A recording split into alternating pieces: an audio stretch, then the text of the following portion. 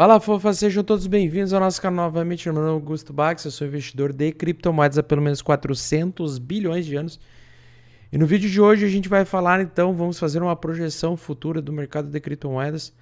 Lembrando que aqui não faço recomendação de investimentos, não é um canal de sinais. Então, utilize todos os conhecimentos e a parte educacional que eu passo aqui para vocês para tentar tomar as melhores decisões para a sua realidade e tentar investir no mercado cripto através da interpretação do gráfico, como eu estou fazendo. Mas, né, pessoal, lembrando, eu não sou dono da verdade, não tenho bola de cristal, não tenho como prever o futuro. Vou ficar então limitado ao que eu conheço, entendo sobre mercados de criptomoedas, S&P 500, Nasdaq e análise gráfica para tentar ajudar vocês a tomar as melhores decisões. Muito bem, senhores, então nós temos aqui nas notícias as divulgações dos balanços das maiores empresas dos Estados Unidos. Começamos hoje com os bancos, praticamente, tá? Nós temos o United Health aqui, JP Morgan, Wells, BlackRock, né? Então tem muito aí das maiores empresas americanas de capitalização de mercado. Veja aí 400 bilhões, 103 bilhões e assim por diante. E o impacto, né, financeiro que pode surgir através desses dados mostra que, apesar que a projeção era de um resultado bem inferior, né, nos lucros dessas empresas, esses dados vieram com valores acima do esperado, um pouco acima do esperado, mas mostrando bastante queda no resultado, nos lucros de um período para o outro, tá? Então nós temos aqui as receitas, as projeções, né, o que o mercado esperava, o que de fato veio. BlackRock veio um pouquinho abaixo, o PNC Financial veio um pouquinho abaixo, mas tirando isso, o rally veio um rallyzinho de alta aí dos lucros, dos resultados do balanço desses primeiros grandes grupos financeiros, tá? Na segunda-feira, dia 17 de abril, vai começar de fato aquilo que eu acho que é vai começar assim com as empresas mais complicadinhas que fazem parte aí tanto da Nasdaq quanto do S&P 500 e que, dependendo dos dados que podem surgir, se começar a ver muitos dados negativos, a gente pode ver o mercado entrando em recessão, tá? Então o Charles Schwab vai sair o resultado na segunda-feira. Esse aqui que é um dos bancos que mais se complicou e quase entrou, quase quebrou, né? Ficou muito próximo disso, ou apresentou aí um balanço extremamente próximo entre ter lucro e a capacidade e a quantidade de dívida que precisa ser paga, tá? Comentei sobre isso em umas lives anteriores. Nós temos aí o Bank of America, a Netflix, aí começam as empresas grandes mesmo, ou seja, até o final do mês de abril a gente vai ter o balanço aí e o resultado de diversas empresas e com certeza isso pode impactar o nosso mercado de criptomoedas e o mercado de ações também. Então é a recessão de lucros, né? Provavelmente ela vai dominar as manchetes no início da temporada, os relatórios do primeiro semestre. Esses dados que eu mostrei para vocês, que são os resultados do primeiro trimestre de 2023 das maiores empresas americanas, podem impactar em uma possível recessão e uma desvalorização, principalmente se elas indicarem um possível início de queda mais forte, tá?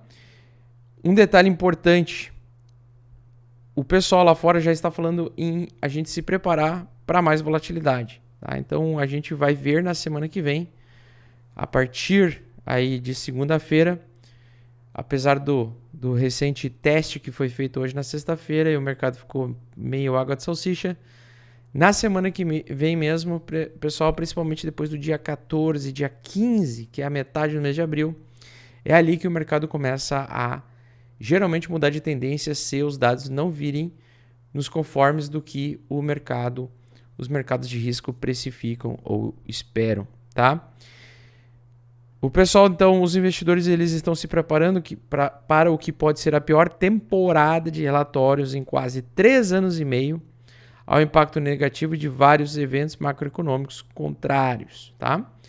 Então, desde do ano da pandemia, 2020, é esperado uma quantidade muito baixa de lucro gerado por essas empresas. Até porque o resultado da elevação da taxa de juros faz com que essas empresas elas tenham o crescimento menor esperado para esse ano.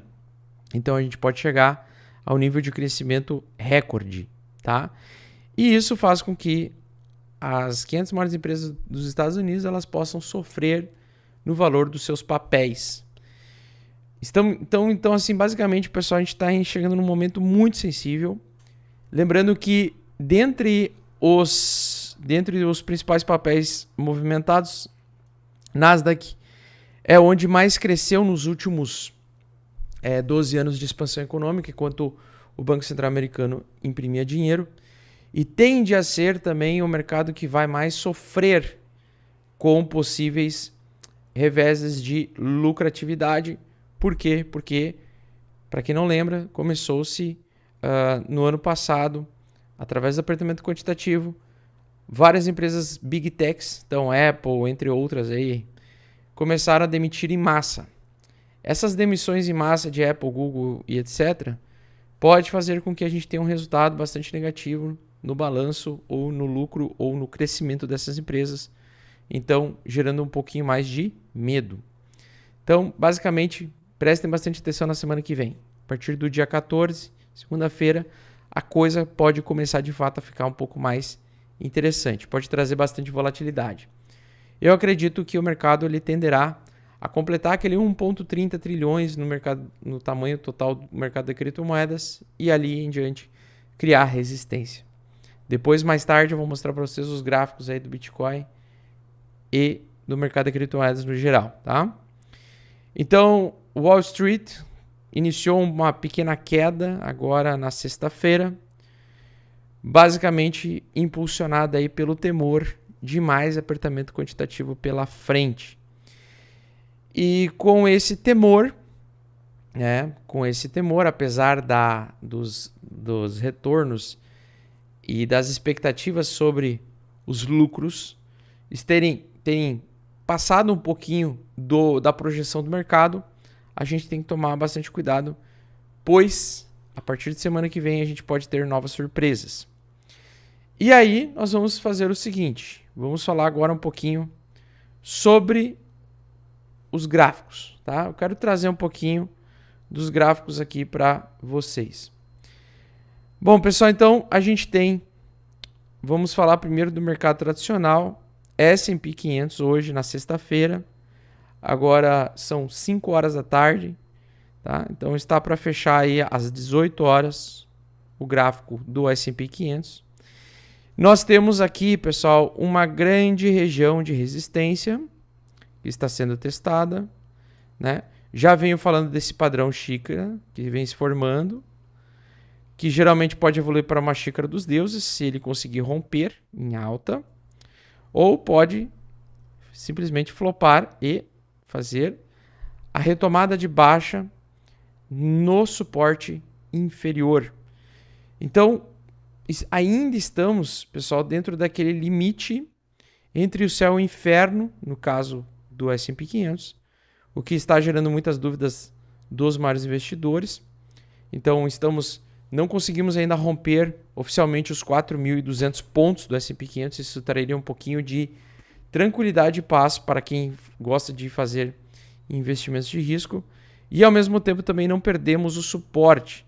Então, estamos por muito tempo laterais no S&P 500, com todo esse medo, essa dúvida de que se vai ter recessão ou não.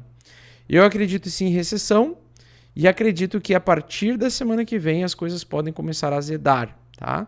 Então, se eu fosse projetar, e lembrando que eu não tenho bola de cristal, mas se eu fosse aguardar baseado naquilo que eu já vi acontecer nos mercados de risco, no contexto atual, por ser um contexto muito mais arriscado e mais provável a trazer recessão e o apertamento quantitativo causar, principalmente no Q2, que é o balanço das maiores empresas americanas, que acontece entre junho e julho, se acontecer de fato uma porrada de baixa. Eu acreditaria que poderia ser ou o final agora, né, da metade até o final de abril, uma reversão de alta de curto prazo para baixo novamente, fazendo o S&P 500 lateralizar por mais tempo e as ações derreterem um pouquinho mais, até porque, apesar do lucro vir acima da projeção, é um lucro muito baixo. Então, os investidores que normalmente detêm os papéis dessas empresas vão receber muito menos dividendos do que antes. E isso pode fazer com que eles queiram vender as suas participações, seus papéis, e investir em dólar ou investir em títulos e fazer o mercado cair um pouquinho, tá? Então, a gente tem uma grande probabilidade de formação de uma xícara satânica, né? Ou uma xícara de baixa, tá? E não conseguir fazer o rompimento real dessa resistência. Agora, se ele fizer o rompimento real dessa resistência, teremos uma grande chance, uma probabilidade muito alta do mercado, tanto o mercado de ações quanto o mercado de criptomoedas, continuar subindo até meados de junho e julho, quando começar a sair o balanço do segundo trimestre das maiores empresas americanas, tá? Ou o fechamento do primeiro semestre de 2023 das maiores empresas. Então, nós temos no S&P 500 essa questão. Nós temos Nasdaq, que geralmente o mercado de criptomoedas ele acompanha mais a Nasdaq, né? Então, o Nasdaq vem criando um padrão gráfico de tendência de alta ainda, continuação de tendência de alta, porém percebam que ele está lateral por vários dias, né? Ele começou a enfraquecer do dia 5 de abril até o momento, então já se faz mais de 12 dias aí que ele está enfraquecendo, mas ainda fazendo topos e fundos ascendentes, o que significa que a tendência ainda é de alta. Porém, tomar bastante cuidado, por quê? Porque a gente percebe uma queda de volume, uma aproximação da resistência majoritária da Nasdaq e, o pior, um price action de formação de cunha ascendente de baixa. Então, é um movimento de alta que está enfraquecido. Ele está perdendo a sua força. Ao invés dele subir vertical e ganhar força e impulsão, ele basicamente está andando dentro dessa cunha ascendente. Esse mercado aqui ele vai fechar no final de semana, mas ele vai reabrir, pelo menos o mercado de futuros da Nasdaq, vai abrir, e o S&P 500 também, no domingo às 19 horas. Então, domingo às 19 horas, para segunda, a gente pode ter algum tipo de surpresa. Esse padrão de price action eu tomaria bastante cuidado, porque nós já estamos em região de MACD, então eu vou colocar aqui o MACD novamente. Estamos em MACD semanal e divergente, tá? Então, enquanto nós temos topos e fundos ascendentes, padrão de gráfico fazendo uma cunha ascendente, nós temos no MACD um topo mais baixo do que o topo anterior, indicando uma divergência bearish. Esse é a gente perder esta linha de tendência de alta que a gente estava no MACD, ou seja, a partir de segunda-feira ele começar a ameaçar cair e perder essa LTA aqui, linha de tendência de alta de curto prazo, isso sinalizaria o fim dessa alta de curto prazo. Se Nasdaq realmente derreter, ao término dessa cunha ascendente de baixa, nós teríamos grandes quedas sendo retomadas e o mercado ficaria lateral por mais tempo, né? Então, ou seja, se perder essa LTA, a gente normalmente perderia esses 12.800 pontos e buscaria a região de maior liquidez, que é essa consideração aqui. O indicador VPVR, que é essa coluna lateral, indica que a menor região de liquidez é aqui e a maior região de liquidez é aqui embaixo. Então isso significa que se o Smart Money estiver agindo, né, o dinheiro inteligente, o dinheiro que os maiores investidores de fundos de investimentos detêm e conseguem controlar as tendências principais do mercado, a alta e queda, pode indicar que o mercado vai querer derreter primeiro para buscar liquidez aqui embaixo, certo? Causando pânico, causando medo e assim por diante. E desta forma, o Smart Money que venderia mais caro, recompraria tudo mais barato, aumentando o tamanho das suas exposições sem colocar nenhum centavo a mais, nem a menos. Sobre o Bitcoin, pessoal, o Bitcoin também ele vem fazendo um padrão muito interessante aqui. E agora a gente precisa falar sobre a região que está sendo testada hoje, que é a região de suporte principal, que saiu de uma tendência de alta, né, responsável por fazer o Bitcoin sair de um bull market em 2021 para um bear market em 2022. Então, quando ele perdeu de fato esse suporte dos 32 mil dólares, esse foi o suporte que fez com que o Bitcoin saísse de uma condição de tendência de alta de longo prazo para uma tendência de baixa de longo prazo, ou seja, saiu de uma condição de bull market para bear market. Se você prestar atenção também, se vocês prestarem atenção também, e isso é muito importante, nós temos um padrão de losango, né? E esse padrão diamante ou padrão losangular, ele provocou no passado uma movimentação de tentativa de reversão nesse primeiro ponto aqui. Como ele conseguiu retomar tendência de alta acima das médias, então nós temos as médias 8 semanal, tá? Que é a média branca, que vocês estão enxergando aqui é a média branca. E se a gente for adicionar o order block, que é a região onde o Smart Money gosta de entrar ou manipular, nós temos então uma região de alta concentração de liquidez em 22.700 dólares. Ao mesmo tempo, pessoal, da última vez que ele saiu do diamante para baixo, ele foi buscar liquidez acima. Então ele liquidou bilateralmente. Ele liquidou primeiro os apostadores de alta e depois veio e liquidou os apostadores de baixa. Só que eu acredito que, por conta do volume, se vocês prestarem atenção, pessoal, o volume ele está descendente, indicando que em breve nós vamos ter um movimento explosivo. Toda vez que o volume ele cai, né, o volume no preço, esse aqui é o volume no tempo e esse aqui é o volume no preço, tá? Toda vez que o volume no tempo e o volume no preço, eles começam a cair juntos, tá? Então se a gente prestar atenção aqui, ó, percebam que o volume no preço ele está diminuindo, ou seja, é uma alta com baixa liquidez, com baixa entrada de novos dólares. Isso significa que podemos estar próximo de uma reversão. E aí eu posso afirmar categoricamente duas coisas, tá? Enquanto o preço está fazendo topos e fundos ascendentes, acima da média 8 semanal, nós temos padrão de alta. Então, enquanto ele está fazendo topos e fundos ascendentes, tirando essa armadilha que ele provocou aqui, nós temos tendência de alta. Agora, se prestarem atenção, nós temos então uma grande região de interesse vendedora nos 32 mil dólares. Essa é uma região gigantesca, é uma resistência muito complicada. Nós temos uma concentração maior de liquidez lá nos 22 mil dólares, né? 21 mil dólares, 22 mil dólares. E mais ainda nós temos liquidez maiores aqui abaixo, tá? Então, não está descartada a possibilidade da gente encerrar esse ciclo de alta já no final de abril, mas vai depender do mercado tradicional, tá?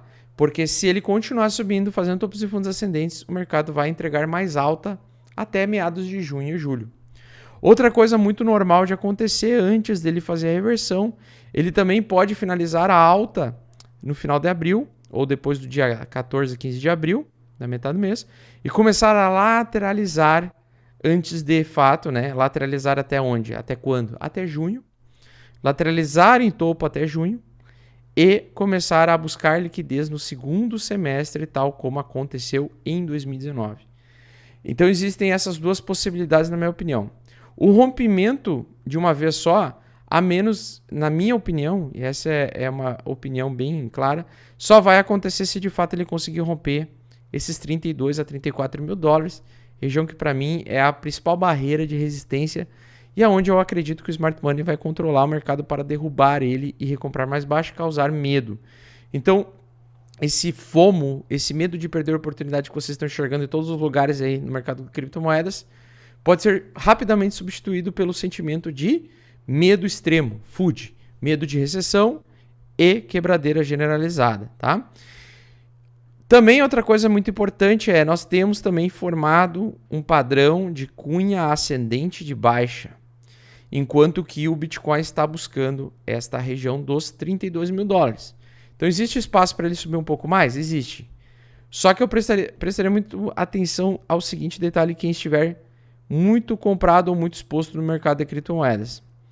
Apesar de que eu acho que nesse final de semana algumas altcoins podem performar bem ainda, né, por conta de uma lateralidade do Bitcoin nesse valor aí dos $30.400 até $32.000, eu acredito até que a gente poderia ter uma mini altcoin season.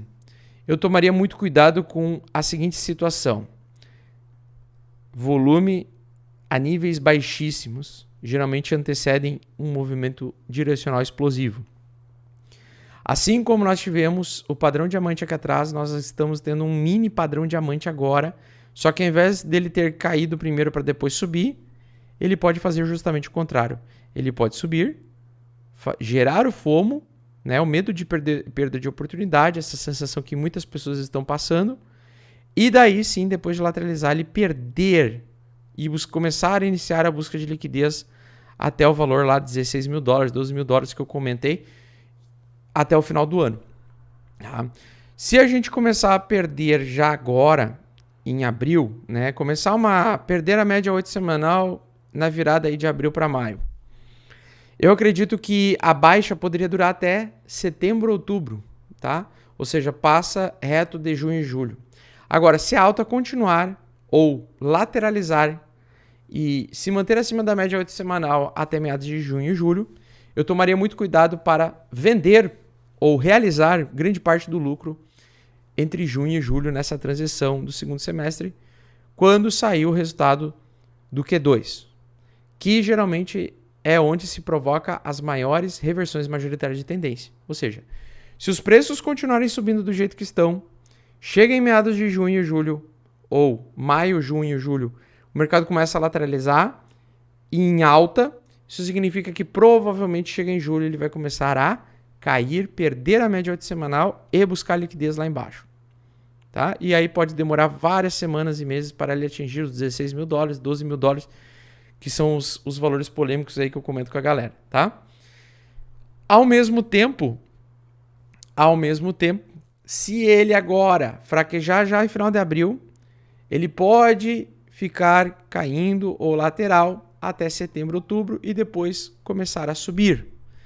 E aí seria um cenário um pouco melhor, até porque no ano que vem nós vamos ter o halving, a queda da recompensa de mineração do Bitcoin, o que vai ser muito positivo. Mas no meu contexto, eu acredito que a gente tem grandes chances de, no segundo semestre desse ano, em um possível cenário de recessão global, ou recessão dos americanos, confirmada. Se confirmar essa recessão, a gente pode, assim como aconteceu em 2019, revisitar as regiões inferiores, e essa vai ser a fase de melhor colheita, aliás, melhor plantio, para você conseguir plantar, ou seja, ir comprando aos poucos criptomoedas para colher lá na frente lucro, vender com lucro, tá? Então, por último, eu queria comentar sobre o total do tamanho do mercado de criptomoedas. Pessoal, eu tenho na minha cabeça que 1,30 trilhões ainda seria o alvo desta pernada de alta que a gente está enxergando, tá?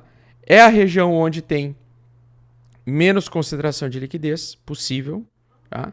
1,30, então de 1,20 para 1,30. E na minha opinião, a busca de liquidez ela vai ficar mais aqui embaixo, 600 bilhões, o que poderia provocar uma queda mais forte no segundo semestre. Mas assim como nós temos suporte majoritário, que hoje pode agir como resistência majoritária, nós podemos ter no Bitcoin e no Ethereum, nós podemos ver isso no total do tamanho do mercado de criptomoedas. Beleza? Então é aqui que eu estou atento a ver como vai se comportar. Mesma coisa, também formou padrão diamante menor aqui, continua subindo, tá? E está agora em região muito próxima do famigerado 1,30 trilhões de dólares do tamanho do mercado de criptomoedas, que eu acredito que seria o pullback máximo que ele poderia atingir numa normalidade. Acima disso, ele tem muita ausência de liquidez, tá?